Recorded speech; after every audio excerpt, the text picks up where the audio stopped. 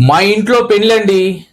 ఆ గల్లీలో ఉన్న వాళ్ళనందరినీ పిలిచి ఇంటి ముందు పందిరి వేసి హల్దీ అని హంగామా చేసి ఎందుకింత జల్దీగా విడిపోతున్నారండి?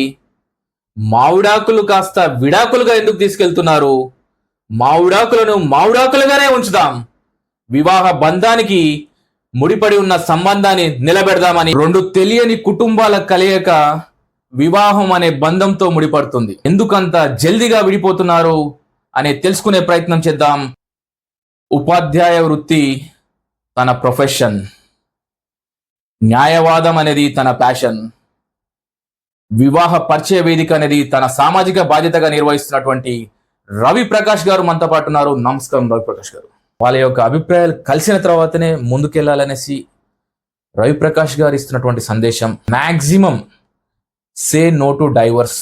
ఒకవేళ తీసుకోవాలనుకుంటే అది మీ స్వేచ్ఛ.